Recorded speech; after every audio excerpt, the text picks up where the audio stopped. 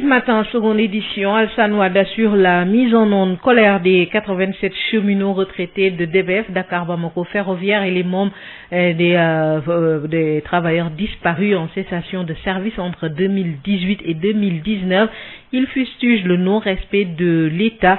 des engagements pris pour notamment le paiement des indemnités de départ à la retraite, donc des indemnités estimées à plus de 400 millions de francs CFA. Les cheminots retraités ont fait face à la presse pour alerter Amadou Djigui, leur coordonnateur au micro de Babacar Ndao. Après avoir déroulé un acte de notre plan d'action qui consistait à faire arrêter les circulations, pratiquement il y a plus de 2 semaines de cela, le ministre avait fait appel à nous et il a été signé un document des clauses. Parmi ces clauses-là, normalement, il devait nous revenir 10 jours après. Et nous avons pris le soin d'attendre une durée de plus de 10 jours. Et jusqu'à présent, rien n'a été fait, il me semble, et rien ne nous a été dit. Donc, raison pour laquelle nous nous sommes regroupés aujourd'hui pour interpeller encore l'État, rappeler l'État à son plus haut niveau des clauses qui ont été signées le vendredi 7 février 2020 par le ministre, qui consistait à vraiment procéder au paiement, n'est-ce pas? Et donc jusqu'à présent rien n'a été fait. Donc avant d'attaquer notre prochain acte de notre plan d'action en personne civilisée, on s'est dit normal d'interpeller l'État. Parce qu'une fois plongé dans cet acte-là, nous ne reculerons plus. Nous ne pourrons plus faire marche arrière. Et là, pour arrêter cet acte-là, il va falloir nous payer l'argent ou nous tuer. C'est simple, le paiement de notre indemnité de départ. Après pratiquement 2 ans d'attente pour percevoir l'indemnité de départ à la retraite qui devait être versée normalement 1 mois avant ou après la date de cessation, reste toujours entre les mains de l'État. Nous allons user de pratiquement tout ce qui est normal. Seulement, il me sera un peu difficile de dérouler exactement notre plan d'action ici. Le moment venu, tout le monde constatera en même temps notre acte. Des propos recueillis par Babacar Ndao, 4e plan d'action du G7. Le groupe qui regroupe les 7 syndicats les plus représentatifs de l'éducation déroule un 4e plan d'action et annonce le boycott des évaluations du second semestre. Un débrayage est prévu demain à 9h, débrayage également ce vendredi. Sitting et grève totale dès la semaine prochaine. Colère des professeurs de l'université du Sine Saloum El Hadji Ibrahima Niass de Kaolack. En réunion hier, les enseignants soutiennent que rien ne va au sein de cette université. Ils fustigent surtout la gestion du recteur et interpellent les corps de contrôle de l'État. Karl Lancy, le coordonnateur du SAES de l'université du Sine Saloum, au micro de Mamadou Kamara. La première décision, c'est qu'on aille vers l'application du décret de création de l'université du Sine Saloum El Hadji Ibrahima Niass. Donc ce décret date de 2013 et jusqu'à présent l'université est fonctionnelle et les organes que ce décret a nommés ne sont pas mis en place. Pour quelle raison? On ne sait pas. Ce décret dit que l'université du Sine Saloum El Hadji Ibrahima Niass a comme organe le conseil d'administration, le conseil académique, le recteur et le conseil de gestion. À part le recteur, aucune de ces autres structures n'existe ici. À la place, sous de faux prétextes, on a mis en place l'AU, une structure qui existe à l'UCAD. L'AU, c'est l'Assemblée de l'université. Donc, ça ne nous engage pas parce que le décret d'application date de 2013 et énumère les organes. Donc, ces organes, c'est ça qui doit être mis en place et ce qui n'a pas été fait. Tout ce que sont ces structures sont illégales. Au plus de ça, je dis qu'on a aussi un recteur qui est à la retraite. Donc, quelqu'un d'illégal qui prend des décisions illégales, c'est un problème. Il y a aussi l'absence de décret d'organisation et de fonctionnement de cette université. L'université fonctionne sans décret d'organisation et de fonctionnement. Cacophonie. L'autre décision que nous avons prise, c'est que l'audit de l'université soit fait. Parce que cette université fonctionne dans l'opacité. Et on a besoin de savoir comment les ressources ont été allouées, à la fois ressources humaines comme ressources financières. On n'a aucune information là-dessus. Et depuis 2013 à aujourd'hui, ça aussi c'est une décision prise. L'autre décision est que nous avons décidé qu'on ne fera pas cours ailleurs, sinon pas dans l'espace, dans le domaine universitaire, comme nous indique la loi sur les franchises universitaires, qui dit que les enseignements doivent se faire dans le domaine universitaire, pas ailleurs. Et on est décidé à rester dans l'espace qui nous est confiné. Il y a aussi des sommes dues depuis l'année dernière qui ne sont pas payées. Ça concerne les heures complémentaires, les primes de recherche qui sont payées semestriellement. On a fini les 2 semestres et jusqu'à présent, rien. Le SAES, syndicat autonome de l'enseignement du supérieur, qui craint une année universitaire fortement perturbée. Déclaration de patrimoine. L'OFNAC, l'Office national de lutte contre la fraude et la corruption, a organisé une rencontre à Dakar avec les ordonnateurs, à Kaolack plutôt, avec les ordonnateurs de dépenses et de recettes et les comptables publics des régions de Kaolack, Kaffrine, Fatick et Diourbel pour davantage les informer et également évaluer la mesure de déclaration de patrimoine. Écoutons à ce propos Ibrahima Fall, le secrétaire permanent de l'OFNAC au micro de Mamadou Kama. L'objectif de cet atelier-là, c'est d'échanger avec les ordonnateurs et le comptable public qui constituent la majeure partie des assujettis à la déclaration de patrimoine, parce que nous sommes dans une phase d'évaluation du dispositif légal et réglementaire applicable à la déclaration de patrimoine qui date de l'année 2014. Nous avons estimé que 5 années après l'adoption de ce dispositif-là, il était de rigueur de procéder à l'évaluation de ce dispositif, d'autant que nous avons identifié un certain nombre de contraintes et de limites avec les acteurs. Et nous comptons donc poursuivre cette activité-là d'évaluation avec les acteurs clés de la dépense publique. L'objectif étant de recueillir aussi leurs avis, leurs recommandations pour aller vers une amélioration significative du dispositif existant, mais aussi aller vers une amélioration significative du système que nous, en interne, nous avons mis en place à l'OFNAC pour traiter, conserver et contrôler les déclarations de patrimoine reçues de la part des assujettis surtout. Nous avons surtout senti qu'au début surtout les assujettis ne comprenaient pas l'intérêt que la déclaration de patrimoine représentait pour eux-mêmes.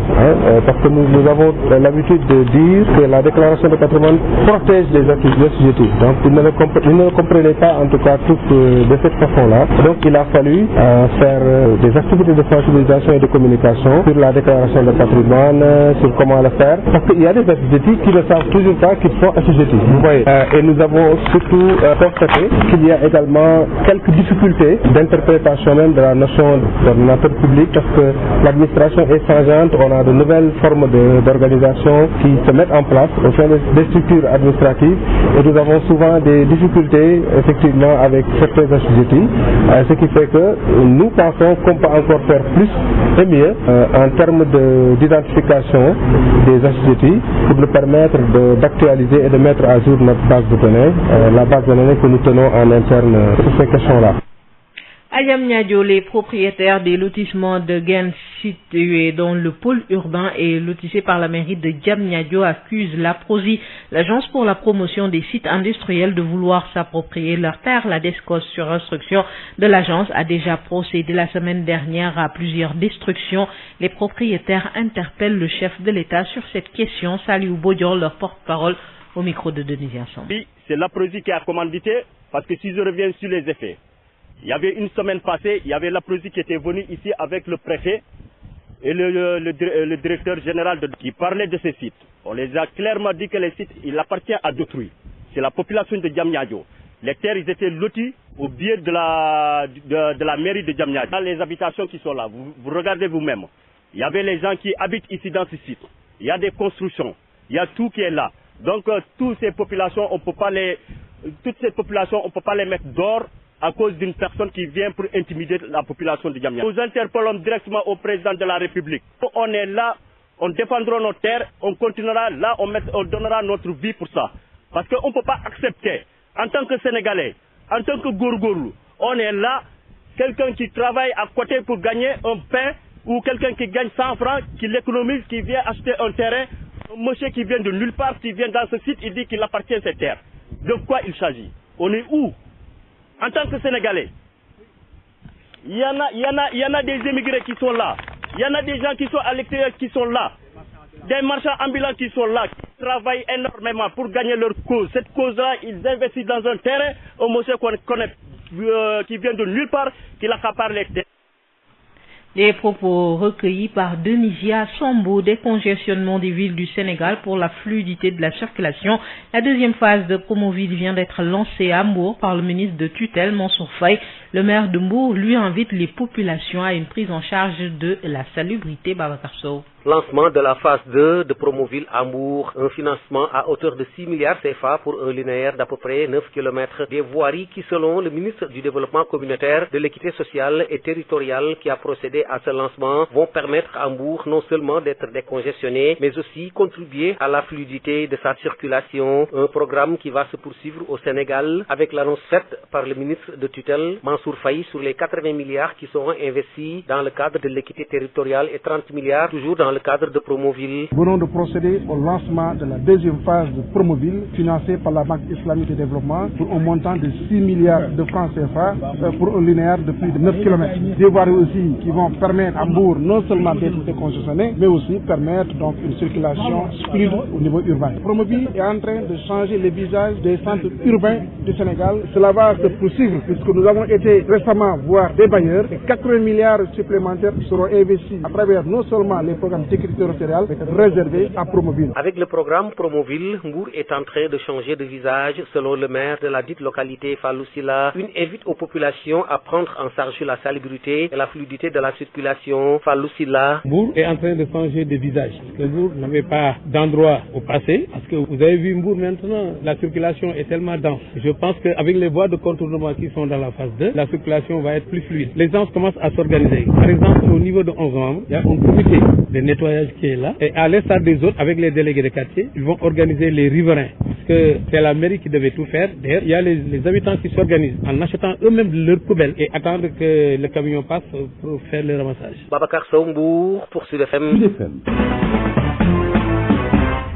Parlons à présent de l'épidémie de coronavirus. Les autorités algériennes ont confirmé un premier cas de coronavirus. Il s'agit d'un Italien arrivé dans le pays le 17 février dernier. En Italie, justement, le nouveau virus a fait 11 morts et plus de 322 personnes contaminées. Plusieurs villes en quarantaine. Dans ces villes se trouvent près de 30 000 Sénégalais et les experts sénégalais qui invitent le gouvernement à plus de vigilance à l'approche de grands événements religieux. Le professeur Magaye Gueye réaffirme ici l'importance et l'intérêt stratégique de la prévention et de la préparation dans ce cas de figure. Il estime que notre système de santé risque d'être rapidement dépassé en cas de contamination massive. Le professeur Magaye Gueye au micro de Amadou Moustapha Dian. En venant maintenant au coronavirus, il est évident qu'il y a des réponses que je ne donnerai pas du tout, parce que n'étant pas l'autorité de santé publique autorisée à donner un point de vue, le ministère de la Santé, dont je suis un des agents, a un comité de gestion de l'épidémie et le ministre lui-même communique régulièrement. Ce matin seulement, j'ai vu sur Facebook son post par rapport au coronavirus et par rapport aux mesures qui sont prises. Je ne rentrerai pas dans le débat, fallait évacuer, fallait pas évacuer, mais je dirais simplement qu'une épidémie, telle que vous avez vu les Chinois, en une semaine, ils ont fait un hôpital, en une semaine. Aujourd'hui, si par exemple, nous avons en Italie actuellement, on a mis en quarantaine des villages entiers. Mais imaginons maintenant, et toutes les manifestations publiques ont été supprimées dans ces zones-là. Maintenant, nous avons des manifestations publiques à venir. Nous avons des déplacements. Nous avons par exemple un grand magal qui s'approche à grands pas en moins de 2 semaines. Et nous connaissons des ressortissants sénégalais d'un pays qui est touché, qui seraient peut-être enclins à passer par les frontières poreuses et aller prendre l'avion dans un autre pays sans dire qu'ils viennent d'Italie, par exemple. Est-ce que le Sénégal s'est préparé aujourd'hui? Si jamais il y avait une diffusion massive du virus, nous n'avons pas les moyens, malheureusement, que les pays développés ont pour pouvoir faire face. Ebola, on a eu de la chance, on a eu quand même 15 cas, qui était même un cas importé. Mais vous avez vu le dégât, le système de santé du Sénégal est peut-être un peu mieux élaboré que celui de Guinée, mais vous voyez déjà en Guinée, avec la conjonction de toutes les forces de l'OMS et de toutes les ONG, vous voyez le dégât. Vous allez en Sierra Leone, donc prions pour que cela ne vienne pas. Appliquons les mesures de base, comme d'hygiène, cessons de serrer la main 10 fois par jour à tout le monde. Essayons, à mon avis, de prendre les dispositions pour qu'il n'y ait pas d'entrée du coronavirus au Sénégal. Mais si jamais ça venait, ça vous déstructure et ça vous détruit tout ce que vous avez déjà construit. Parce qu'il n'y aura plus d'opérations réglées, tout sera orienté vers la gestion de l'épidémie et c'est ce qu'il ne faudrait pas avoir. Comment améliorer le fonctionnement des systèmes de santé au bénéfice des populations? C'est une étude menée par l'Institut de recherche ouest-africaine Wati. C'est un document d'une 40aine de pages, fruit de la recherche approfondie du think tank Wati sur le système de santé des pays de l'Afrique de l'Ouest. Le directeur exécutif de Wati, Julia Bi, revient ici sur quelques recommandations formulées dans ce rapport. Premier axe majeur de recommandation, la prévention. Ces messages sur la prévention sont fondamentaux. Le deuxième bloc, c'est le personnel de santé. Personnel de santé, pour souligner que on oublie souvent de mettre l'accent sur les personnels de santé. Parfois, on a du matériel qui existe, qui est censé être là, mais un matériel qui existe mais qui ne fonctionne pas, c'est comme s'il n'était pas là. Ça ne sert à rien d'avoir un scanner qui ne fonctionne pas. L'accueil au niveau des structures de santé préoccupe également le chercheur. Même au sein de chaque structure de santé, est-ce qu'on a vraiment une gestion de ressources humaines? Comment est-ce qu'on gère l'accueil? Comment est-ce qu'on gère les infirmiers? Comment est-ce qu'on gère et qu'on s'assure que les horaires sont respectés, etc. Tous ces éléments de détail sont, à notre sens, extrêmement importants. Au-delà de la prévention et de la formation du personnel de santé, le financement est essentiel, estime le professeur Magegei, qui propose à ce niveau la mise en place d'un fonds dénommé Zakat Santé et la formation du personnel en chirurgie essentielle. Comment on finance la santé dans les régions? Je pense que la déclaration des besoins veut dire que chaque État consacre 15% de ses ressources à la santé. Aujourd'hui, certains pays comme le Niger, la Côte d'Ivoire, ont plus de 10% le Nigeria, et le Sénégal est à 7%. Peut-être de mobiliser un fonds qui permettrait de collecter l'argent de la zakat, ça pourrait probablement peut-être contribuer à améliorer la santé de nos populations. Donc pour réduire cette morbidité et cette mortalité maternelle, mais aussi des enfants, il faudrait que nous puissions former des personnes à compétences intermédiaires. Et cela veut dire, au lieu que d'avoir une sage-femme qui ne fait que examiner et prendre la autonomie envoyée à 150 km, pourquoi ne pas faire comme dans certains pays, former ces personnels, des sages-femmes, des infirmiers, des infirmières, mais aussi des médecins généralistes à faire des gestes de base, ce que nous appelons souvent des gestes de chirurgie essentielle. Rappelons que ce document sera remis à l'OAS, Organisation ouest-africaine de la santé, dont les ministres doivent justement se réunir en avril prochain. À Saint-Louis, un atelier de concertation a réuni les acteurs communautaires sur les enjeux et défis liés aux besoins prioritaires des communautés dans la lutte contre le VIH, la tuberculose et le paludisme. Cette activité financée par l'Alliance nationale pour les communautés vise à renforcer les capacités des acteurs communautaires par rapport à l'élaboration des notes conceptuelles. Voici les explications d'Aïssatou Mbaye Ndiaye, première vice-présidente de l'instance de coordination nationale du programme du Fonds mondial. Propos recueillis par Yves Tandé. Cette activité rentre dans le cadre du dialogue pays que nous menons, parce qu'à chaque fois, à chaque reconstitution du budget du Fonds mondial, on organise des dialogues pays pour recueillir des stratégies et éventuellement élaborer des notes conceptuelles pour la demande de financement. Cette activité maintenant est financée par l'ANPS, l'Alliance nationale pour les communautés, qui nous accompagne pour dérouler cette feuille de route, mais nous sommes aussi en présence des acteurs du PALU, des acteurs de la CIBRSS, le système de santé résilient et pérenne, des acteurs du VIH. Et l'objectif de cet atelier, c'est non seulement de renforcer les capacités des acteurs communautaires, mais également de recueillir leurs suggestions et propositions par rapport à l'élaboration des notes conceptuelles. C'est-à-dire que nous allons identifier les gaps. Lors de la mise en œuvre du NFM2, nous allons identifier les gaps qu'ils ont rencontrés sur le terrain. Nous allons les traduire en stratégies pour les prendre en compte dans le nouveau modèle de financement pour des stratégies correctrices lors de la mise en œuvre de la 3e génération du financement du fonds. Quelqu'un a parlé tout de suite de la nécessité d'élaborer de nouveaux outils face à l'inefficacité de plus en plus grandissante de certains traitements des maladies. On va effectivement, parce qu'on est en phase de renforcer tout ce qui est en train d'être fait. Vous savez, nous nous sommes assignés des objectifs, c'est-à-dire les objectifs de 2030. 2030, c'est pas loin. Donc ce qui est sûr, c'est que on va renforcer ce qu'on faisait de bien sur le terrain, mais on va améliorer ce que peut-être qu'on avait peut-être manqué, peut-être qui n'était pas bien fait. On va tout faire pour les améliorer, et ça, c'est sûr qu'on aura de nouveaux outils qui nous permettent effectivement d'adresser ces stratégies. Et puis, Imagination Africa veut enrôler le secteur privé dans l'investissement des projets liés à la petite enfance,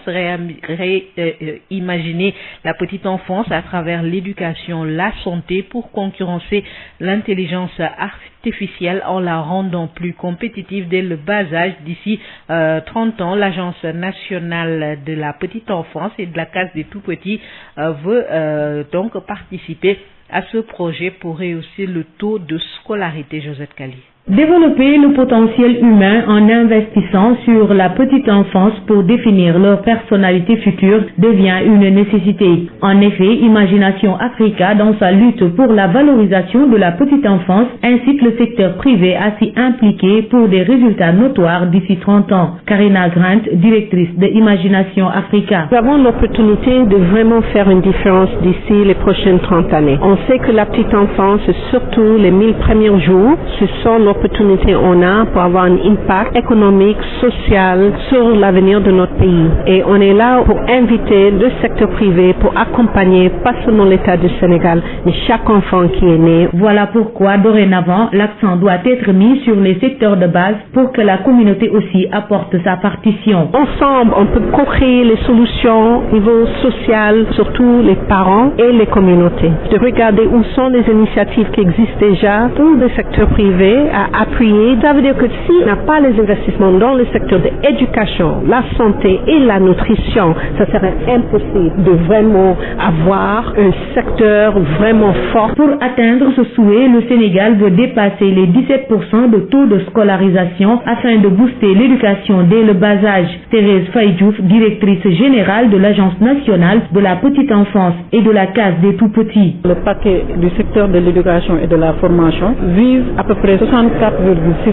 En dehors des investissements de l'État, il faut également des approches qui ne sont pas coutumières, qui seront efficaces dans les collectivités. Des stratégies. Nous, notre ambition dépasse même la moyenne africaine. Compte tenu de la situation, on ne peut pas développer un pays de façon durable sans régler la question de la petite enfance. Pour Imagination Africa, l'apprentissage et le bien-être des enfants ne doit pas seulement être l'affaire de l'État, mais nécessite un accompagnement du secteur privé, de la société pour un développement durable dans plusieurs secteurs.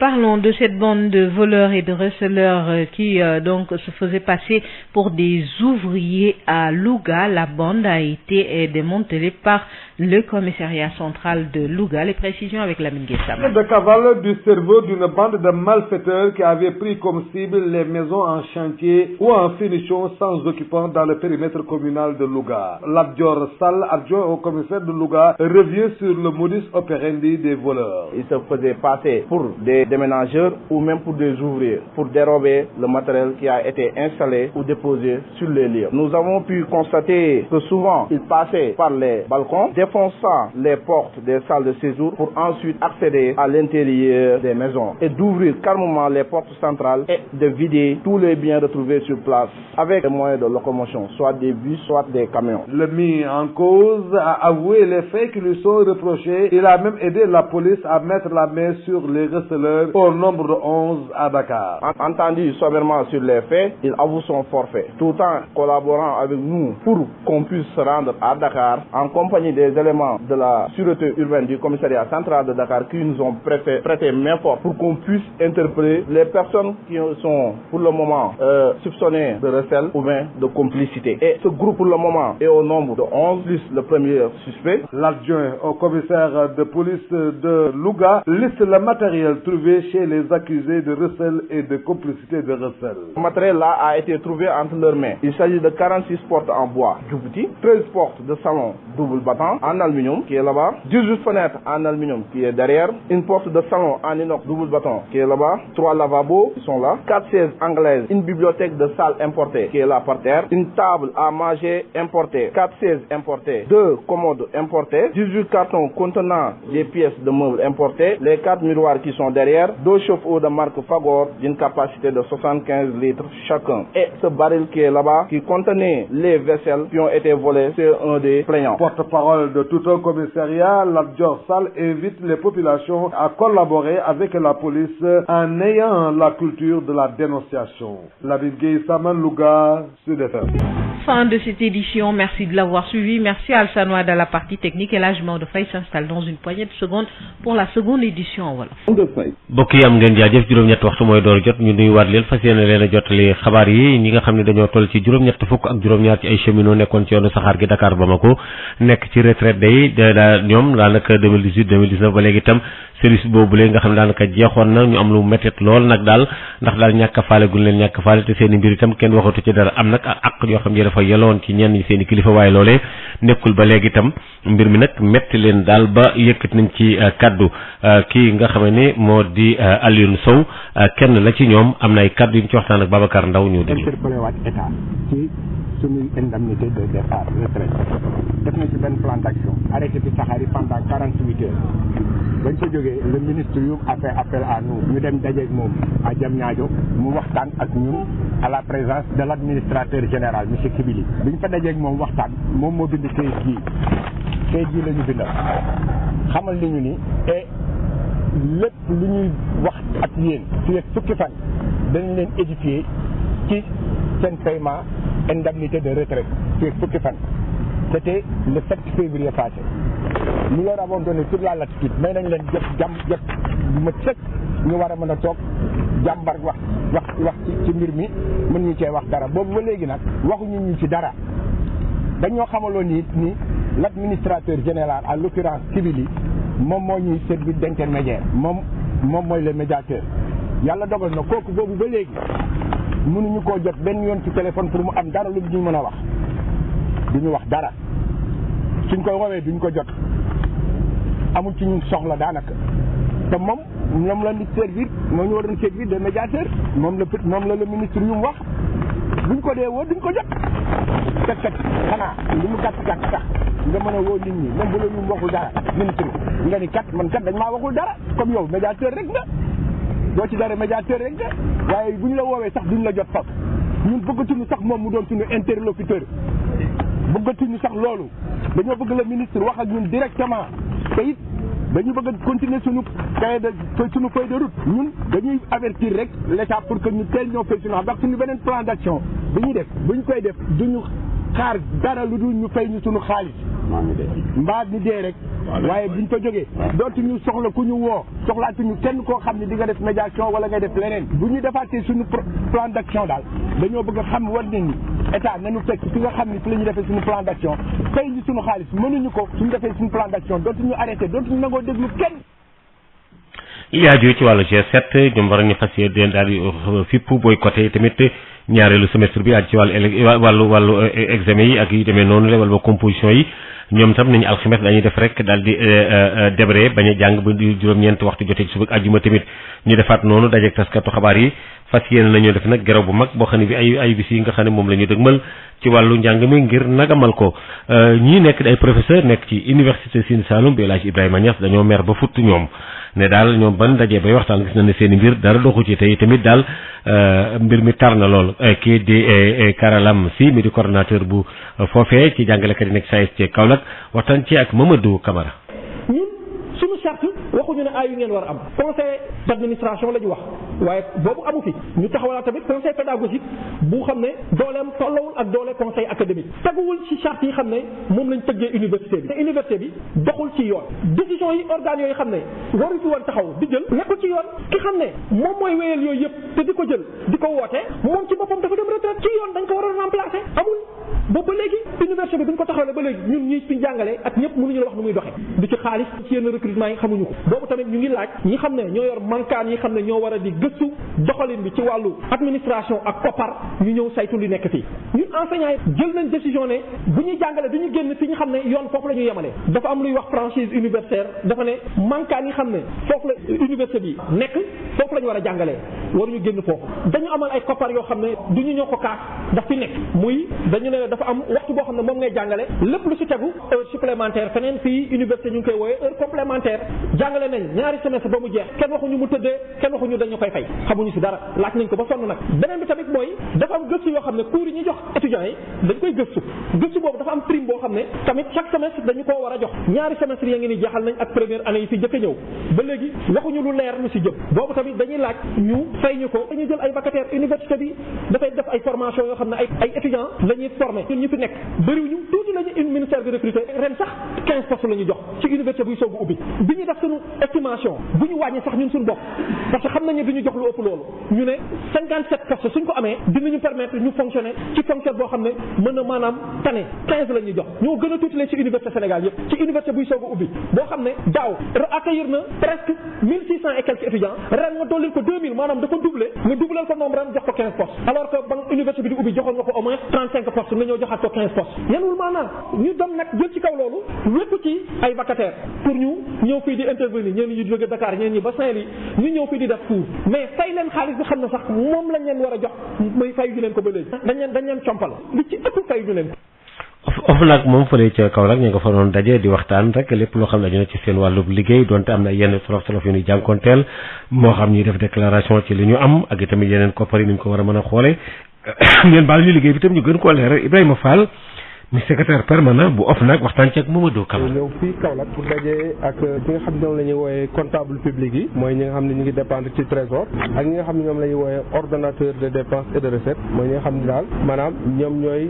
gérer ay budget état alalu nguur gi yu région Kaolack région Kaffrine région Fatick et région Diourbel ñeent régions yooyu lañ concerné ak autorité administrative yi nga xam ne ñoom ñoo nekk seen i njiit pour waxtaan ci système boo xam ni nguur gi daf ko fi teg depuis 2014 muy li ñuy woowee déclaration de patrimoine mooy par exemple dafa am ay fonctionnaires yoo xam ni ak ay personnalités yoo xam ni loi bi dafa ne leen dañu war a ñoom xamal OFNAC lan la ñu am lan mooy seen am daal dañ ko war a déclarer pour que ëllëg bu ñu gisee am boobu yokk façon boo xam ni jaaduwul ñu mën a xam ni kat ñii war nañu def enquête war nañu xool fan lañ jëlee am boobu mooy li ñuy wax enrichissement illicite loolu moo taxoon jóg loi bi depuis 2014 ñuy xool di observer tey àgg nañ foo xam ni gis nañ ni il faut ñu taxaw def évaluation li loi bi kii am comme résultat ak lan la ñu war a def lu bees loo xam ni dina améliorer li fi nekk ñoom acteurs yi fi nekk yëpp pour ñoom seen bopp ñu wax ni nu ñu gisee mbir mi ak lan la ñu xalaat ni buñ ko defee dina ko gën a baaxal dina ko gën a améliorer dina gën a dëgëral dina tax aussi ñu am niveau taux de satisfaction bu am solo ci maanaam déclaration de li mu soppi mooy ku ci nekk tey ji ci administration bi ngay responsable yore budget wala nga yore alalu réew mi xam nga ni ñi ngi lay xool ñi ngi lay bàyyi xel parce que def nga sa déclaration de patrimoine ma nga OFNAC donc ñi ngi lay bàyyi xel dina tax ñu ci bari tey ji bu ñu tax jógoon pour def naka su dul noonu bu ñu xalaatee ni seen déclaration de patrimoine ma nga OFNAC dinañ xool bu baax nu ñuy doxalee patrimoine bi am na noo xam ne bu mu koy yokkoo rek sans explication sans justification bu boobaa mën na indi ay daan yoo xam ni moom la ñu prévoir. aju ci wàllu jëm ñaajo ak ñi nga xam ne dañ fa amoon ay suuf day am na ci ñoo xam ne dañoo mer ba futtu te ñenn ñi tuumaal mooy APROSI ak itam ñi nga xam ni DSCOS tamit daal moom dafa mel ne daal mbir yi ñoom laale nañ ci askan wa nag am ñu ci sonn lool ba yëkkati ay kàddu ndax seen kër yooyu ñu nangu ca jëm ñaajo Moussa Pouy am na ay kàddu yu mu ci rotal ñu déglu ko. terrain jàmbur yi nekk fii nii bés bu ñu ñëwee pour jéem fee defaat leneen dinañ jaar ci kaw nit ñi parce que ñun waa jëm ñaajo dañoo dee dañoo sonn dañoo tàyyi parce que dañuy wax ne développement d'un pays ñan ñoo si war a njëkk a taxaw ñun ñi nga xamante ne ñoo nekk population bi nekk Diamniadio ñun tey dañoo dem ba dañoo fat amatuñu ñun fenn fu ñuy dundee lépp loo xamante ne yor nañ ko tey ji bu ñu waxee ne avancement du Sénégal la ñun plan émergent ñun waa Diamniadio ñoo si gën a dee ñun waa Diamniadio ñoo gën a dee si plan émergent bi ñu ngi nangu suñuy tool ñu ngi nangu suñuy kër ñu ngi nangu tey ji ñu ngi wax ne barrage bi dañ koy suul beneen bi ñu ne lotissement boo xamante ne ñu ngi ko approuvé depuis en 2006 ñu approuvé ko en 2018 par le sous-préfet tey ji ñu ngi jóg taxaw ne dañuy jël loolu dañuy wax monsieur le président de la République na arrêté ces gens parce que ñun nous sommes dans le domaine national et que nous sommes des Sénégalais ñun ay Sénégalais lañ dañoo nekk ay Sénégalais nekk doomu réew mi tey ji ñun li ñu gën a naqari moom mooy saa su nekk dañuy jël loo xamante ne domaine national ñu war koo occuper loo xamante ne Sénégalais ñoo si ñi nekk nationalité Sénégal ñoo ko war a moom ñu koy jël di ko jox ñeneen ñoo xamante ne du ñu ay Sénégalais nekkuñu Sénégal. lekkatuñu naanatuñu déjà bi lii amee ñun nelawatuñu ñun ñi seeni soxna nelawatuñu lépp pour jàppale suñu borom kër yi maa ngi lay ñaan nag Marième Faye Sall ngeen dimbali ñu nag ñaan nañ la ko yow mi jigéen te xam li jigéen di souffrir ci këram ñu ngi la koy ñaan ngeen wax ci lii ak monsieur le président de la république. li aju ci wàllu defaraat dëkk yi Promoville ak itamit daal circulation bi yëf yi gën a mën a yaatu ca Mbour ñi ngi woon ci ñaareelu cumb bi li ñu duppee deuxième phase bi Babacar Sow.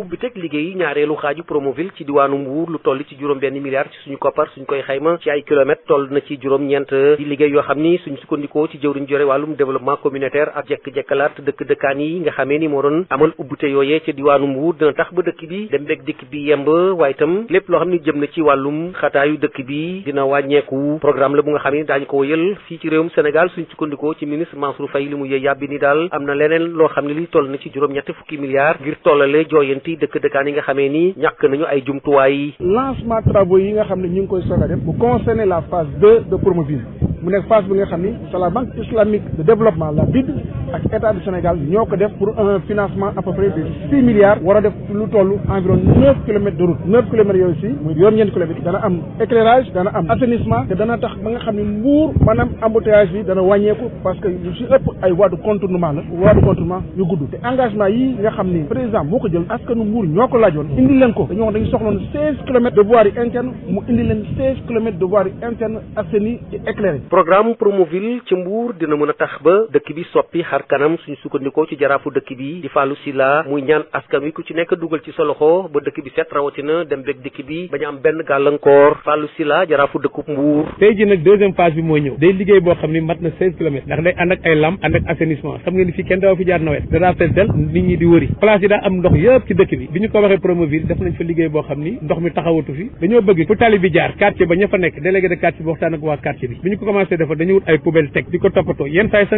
camion bu taxaw di wàccee boo wàccee pare day ñëw ne la wàccee nga ne waaw ñëw la wàccal tali te loolu am solo la dañuy bañ aussi circulation bi di gën a bloqué maire bi tamit taxaw nañu ci ndax wax naa fi keroog ne am na benn liggéey boo xam ne ñu ngi koy waajal maanaam ay sabo dootuñu nangu kenn fu la neex nga taxaw barre circulation bi nit ñi kenn du mën a dem. Babacar Sow dañ cee jokk génn fii ci Mbour pour Sud FM. di ab lëkkaloo ci njëriñu askan léegi ci wàllu wopp ji nga xam ne moom la ñu defee coronavirus ne ci àddina bi yëpp tamit daanaka kii di professeur Magaye Gueye indiwaat na fet li ne daal war nañoo xool ay matuwaay bu ko defee tamit ak ay tëralin yoo xam ne daañu gën a mën a aaru ci wàllu tawat jooju nga xam ne mu ngi ci àddina bi yëpp itam neen tam Sénégal tamit dañu war a xoolaat bu baax a baax am vigilance daal bàyyi xel yu bari professeur Magaye Gueye waxtaan ci ak Moustapha Niang. waaw comme ni ma ko waxee ci tubaab affaire urgence sanitaire moom bu ñëwee dafa am yor kaddu gi ñoo war a wax mi ngi mel ne bu guerre man soldat laa woon donc affaire guerre moom bu ñëwee dafa am commandant buy wax te nag commandant bi ci dëkk bi ci mbiru coronavirus te ministre de la santé la moom bañ na ko ba bis bu nekk même ci Facebook mi ngi posté sax di wax fuñ ci toll mais nag nañu d'accord ci leen ñi tam ba fi Ebola ñëwee dugg ci dëkk bu mel ni Guinée wala mu dem dëkk bu mel ni Sierra Leone wala mu dem ba Libéria yàq na fa yàq boo xam ne bile waxuma la ci mais système de santé ba yëpp la nërmeel nañu ñaan rek mu bañ a dugg ci suñu dëkk yi ndax yaakaar naa ni la muy laaj bu fi duggoon dina jafe lool suñu dëkk yi man ko moo tax li nga xam moom la ñuy def fi ñu toll fexe ba ku ñu yaakaar ni jóge nga foo xam ne xëy na laal na ci la ni fexe ba gatandu la may ne xëy na denc la foo xam di nga fa mën a toog ñu xool la ba xam ne amoo feebar bi fexe itam ba maanaam ci suñu daje yu mag yi mënu ma tudd yenn jàng yi wala maanaam xew-xew yu mën a am ña nga xam ne ñu nga dëkk fa nga xam ne am na fa su ngeen mënoon a wax ñu mën a bañ a ñëw moo gën ndax loolu itam dafa bokk ay décision parce que am na ñoo xam ne ñu nga ci dëkk yoo xam ne am na dëkk yu fa tëj yoo xam ne buñ bu fa kenn jógee bu fa kenn nag du wute benn prox ndal nag ba jël oto dem ci beneen dëkk jëlee fa avion bu ñëw fii loolu mooy indi problème yi compagnie aérienne yu bëri bàyyi nañoo dem Chine yàgg na maanaam jotaay ji amoon ñun même sur le plan scientifique yu bëri arrêté nañ ko kon tam ña nga xam ne ña nga toog fa ñu nekk te dëkk ba ñu nekk loolu xaw na faa laal te ñooñu ñu ëpp ay jumtukaay nañu xam ne du bañ leen du dara mais nag dañoo war a bokk ñoom itam ci liggéey bi pour dimbali maanaam ministère de la santé pour que loolu bañ fay ñëw ndax bu fi ñëwoon tam ak lu ministre bi bëgg ak lu mu dal xel dina metti loolu ci ñun ñëpp. xale yi fa nekk ñu wax lam-lam da nga andi am déet. waaw loolu sama xel mooy commandant en chef de la santé ministre de la santé la parce que su ma waxee dana ngeen so ministre bi nee na lii professeur bi nee na lee ministre bi sama patron la mu wax rek laa wax. naka la ñuy def ba gën a améliorer maanaam gën a yokk xeex bi ak itam fegu nit ñi ci wàllu santé wàllu wér-gu-yaram waa wàcc yi nga xam ne ñoom dañ fee nekk daal def ay recherche ci lépp loo xam ne aju na ci wàllu fànn boobu la am nañ ci xalaat Moustapha Dieng. gëstu bi la ñu tënk ci lu toll ci ñeent fukki xët kuréel gi di wati moo ko def di kër boo xam ne ay kàngam ñoo fa nekk di xel ak xalaat jëm ci wàllu luy yokku ak luy gën a naatal dundinu réew Afrique sowu jant yi ponk yi nga xam ne fital nañ ko bi ki njëkk moo jëm ci wàllu xoddeeku balaa ngay lakkale bi ki tegu jëm ci wàllu formation maanaam tàggatu wàllum koppar gi nga xam ne dinañu dugal ci wàllum paj mi waaye it ñi ciy liggéey ak it wàllu këru liggéeykaay yi ni ñu def ba ñu mucc ayib am jumtukaay yu xarala te mën a faj askan wi saa suñ ko soxlaa nañ ci déglu Julia bi moo jiite kuréel gile di wati. Premier acte majeur de recommandation, la prévention. li ñu njëkk digle moo di ñuy xoddeeku maanaam di wàggal suñu bopp ba benn feebar ba ñoo bett bi ki tegu moo di personnel de santé bi war nañ ko tàggat war nañ ko it jox jumtukaay yu mucc ayib ndax si dool yooyu jumtukaay it dafa nekk yoo xam ne ñu ngi dox ñu mun koo jëfandikoo. professeur Magaye Gueye bi nga xam ne ñëwoon na tey waxtaan wi ci teg ne war nañu it yokk tàggatu bi ñeel personnel de santé bi jëm ci wàllu accueil bi maanaam ni ñuy gatandoo wooy feebar yi. maanaam di nga accueil mu nekk gatandoo bu baax parce que nit ki bu ñëwee nga dalal ko rek dalal ko bu baax daanaka dindi ko lu bare ci maanaam njaqareem ak ci feebaram. lu jël loolu professeur bi di xam ne ci wàllu koppar gi ñu dugal ci wàllu wér-gu-yaram moom réew Sénégal war na ci def ay jéego ndax kat ci Abuja la ngi tënkoon ne réew Afrique yëpp téeméer boo jël seeni budget fukk ak juróom ñi lañ ciy dugal waaye Sénégal moom juróom-ñaar dong la ciy def loolu tax sax fu mu nekk ni professeur bi mi ngi xalaat ne war nañu taxawal benn fonds boo xam ne ñu ngi koy dippee fonds zakat santé ngir daal mën a dagale asaka yi nga xam ne dinañ ko génnee ngir mun cee faj ñi loru ci noonu it jëm ci wàllu tàggatu bi mi nga xam ne sax war nañu it former ñi liggéey ci wàllu santé ci li ñu naan chirurgie essentielle maanaam fexe ba ñu ëpp ci ñoom am xam-xam te mën a def loo xam ne ci wàllu chirurgie dina gaaw sauver ay bakkan gëstu AOS di kuréel gi nga xam ne moo ëmb wàllu wér-gu-yaram ci Afrique sowu jant ngir jëwriñ yi dénk lépp jëm ci wàllu wér-gu-yaram mun koo waxtaanee ci seen ndaje bi ngi jàpp ci weeru avril bi di ñëw. Moustapha Dieng ñu ngi lay jaajëfal bu baax a baax ca Ndar ab jotaay bu fa mënoon ni atelier boo xam ne bi dañ doon waxtaane lépp loo xam ne aju na ci wàllu gox-goxaat yi communauté yi ak itam li nga xam ne soxla nañ ko ci aaru xeex tamit wopp ji di sida waqi sa boppi sëqët ak wopp ji itam nga xam ne moo di wàllu siburo gi demee noonu le Aïssatou Mbaye Ndiaye waxtaan ci Yves Tendeng. waaw ndaje bi nag solo bi c'est dans le cadre du dialogue pays mooy dañuy waxtaan ak askan wi dañ ci ànd ak ñetti acteurs communautaires maanaam ñi nga xam ne dañuy xeex sibiru ñi nga xam ne dañuy xeex saqat su bon si ak ñi nga xam ne dañuy xeex VIH ñoom ñëpp lañu boole tey ci salle bi ngir ñu waxtaan parce que dañu nekk jamono ji nga xam ni fokk ñu boole suñu doole ba nga xam ni relais bii dem sur le terrain non seulement dafay wax VIH waaye dafay wax palu dafay wax TB bu ñu arrivé à ça rek dina tax li nga xam ne lu bëri lu ñu doon def population bi ak communauté bi dina ko jël en charge ba dina ko mën a def suñu objectif nag tey mooy gën a xamal askan wi mooy le CCM mooy l'instance de coordination nationale du programme Fonds mondial xamal leen aussi procédure Fonds mondial waaye ci biir xamal boobu aussi dañ leen di wax ñu identifier enjeu yi ak défi yi xam nga programme bu nekk am na enjeu ak défi ndax ñu ngi jógee ci NFM 2 bi nga xam ne ñu ngi koy déroulé jusqu'à présent NFM 2 boobu certainement acteurs yi am nañ ci ay jàngat yu ñu ciy def ci jàngat yooyu am nañ ci ay points positifs am nañ ci aussi des points négatifs yooyu la ñu bëgg a traduire en stratégie en opportunité ba nga xam ne bu ñu demee ci NFM 3 bi yooyu yëpp dinañ ko mën a jël en compte léegi NFM 3 boobu nag note conceptuelle yi du yàgg dara lañ koy bind parce que Sénégal mi ngi war a déposer le 25 mai incha allah te balaa boobu loolu moo tax ñu wàcc sur le terrain laaj acteurs communautaires yi seen xalaat ba nga xam ne bu ñu yeggee Dakar li ñu wax yëpp li ñu fi nar a tënk yëpp dinañ ko mën a def ci note conceptuelle yi ba nga xam ne Fonds mondial dina ko mën a financer ndax lu nekk ci note conceptuelle yi Fonds mondial du ko financer. li aju tamit ci li nga xam ne dafa jëm rek ci imagination Africa nga xam dañuy xool wàllu xale yi ak itam petite enfance xale yi ndaw yi da koy gën a suqaliyaat jëmale ko ci kanam ak itam li ñu di case des tout petits loolee dafa am solo lool ndax itam xale yi daan ci am xel moo xam ne itam daañu leen jëriñ lu bare bari ñu ci jàngal itam fan ci jot a toll ci lim bi Josette Kali. yokkutewu nit ñi dafa war a jaar ci ñu gën a dooleel petite enfance ngir mën leen a def ñu xarañ ëllëg looloo tax imagination Africa ci xeexam ngir ñu gën a jox daraja petite enfance sàkku ci secteur privé bi mu dugal ci loxoom ngir résultat yu mucc ay Caraïbes fileeg fanweeri at. Karina Grant, directrice bu Imagination Africa. Nous avons l'opportunité de vraiment. xam nañ ni li nga xamante ne moom moo jëm ci wàllum tout tànk yi buñ ci taxawee mooy tax ñu daal di am société bi nga xamante ne moom la ñu bëgg ëllëg moo tax nag ñu ñëw fii tey ngir rek daal di ñaax li nga xamante ne moom mooy secteur privé bi mu daal di jàppale waxuñu état bi rek waaye mu jàppale ñi nga xamante ne ñoom ñooy tout tànk yi. mais chaque enfant qui est né. loolu tax fi mu ne nii war nañoo gën a bàyyi xel ci secteur yi nga xamante ni ci tout tànk yi lañ koy tàmbalee di càmbar ngir communauté bi tamit mën cee dugal loxoom. bu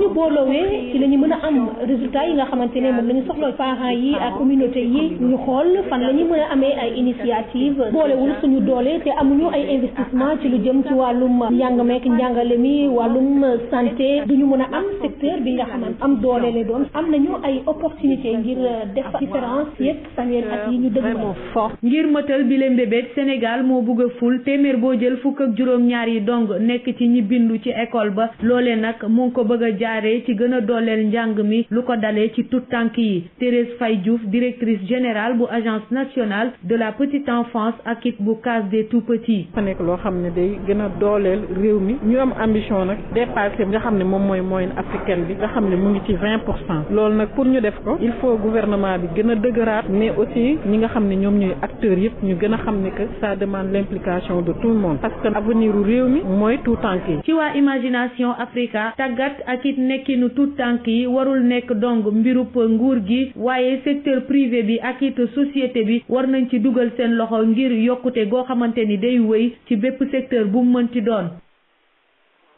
ay nit yor ay nga sàcc ci Louga di jaar ci ay boutique di jël wala bu kër yi nii tabax te yeggagul jël jumtukaay yi jaay ko Ndakaaru jàpp nañu leen Lamine Gueye Samaan. kenn si defkatu ñaawteef yi doon lëmbee biir Louga teg nañ ko loxo ñoom sàcc yooyu dañ doon jël kër yi nga xam ne ñu ngi leen di tabax pareeguñu wala yu pare ba pare te kenn dëkk gu fa ñu dugg fa sàcc lépp li nga xam ne moo fa nekk Lat Dior Sall adjoint au commissaire central de Louga dellu si nan la sàcc yooyu doon jëfee. léegi nag ñu koy def dañuy bàyyi ba nga xam ne nii nit ñi ñu ngi dallu ci bëccëg wala ci guddi ñu yéeg ci kaw balcon bi jaar ci dindi buntu ginnaaw bi pour mën a yegg si ci biir kër gi buñ fa yegsee nag lépp luñ fa fekk ci lu jëm ci wàllum tabax wala lu jëm ci wàllum confort ni tëddaayam wala dara ñu jël ko teg ko ci ay camion wala ci car yu nga xam ne ni dañ koy loué yóbbu Ndakaaru fa lañ koy jaayee. ki nga xam ne nag moom teg nañ ko loxo nangu liñ koy toppee jàppale sax police ba ñu mën a dem Ndakaaru teg loxo ñëpp ñi nga xam ne jaayoon nañ leen li ñu sàcc. Lat Dior Sall bañ ko indee ñu wax ko luñ koy toppee mu am loo xam ne ni nangu na ko ci mu wax nañu également man nit ñu ma xam ne dama koy jaay ak fu may jaayee yëpp Ndakaaru la ci noonu la éléments yi jugee fii ak moom dem ba Ndakaaru ànd ak ñu naan waa sûreté urbaine bu Dakar ñu jàppale ñu ci liggéey bi ak éléments yi ñu jàpp leen foofu ñu nga xam ne ni leen yaakaar ne laale nañ ci mbir mi ñoon ñu ngi tolloon ci fukk ak benn nit yooyu noonu yëpp indi nañ leen fii. moom adjoint au commissaire bi dellu si itam si matériel yi nga xam ne jot nañ ko fekk si receleur yooyu 46 portes en bois fukk ak ñett portes yu salon la yu aluminium ak fukk ak juróom ñett yu nga xam ne ni palanteer la yu nga xam ne ni également aluminium la benn porte salon bu nga xam ne ni inox la 3 lavabo 4 chaises anglaises benn bibliothèque bu salle bu ñu importé benn table à manger bu ñu importé 4 chaises yu nga xam dañ ko importé 2 commodes 18 cartons de pièces de meubles importés 4 miroirs 2 chauffe-eau yu nga xam ne mu ngi fii marque Fagor ak benn bërigo bu nga xam moom moo defoon ay vaisselle. ci kàddu ko commissariat central bu Louga Lat Dior Sall di woo askan wi ñu gën a lëkkaloo ak police bi te itam di boole daw ko ñaawteef yi nga xam ne ñoo nekk si gox yi ak goxaat yi ki la doon jotali xibaar yi fii si Louga Lamine Gueye Saman Sud FM. Lamine Gueye kon fii saa si ñu dem ci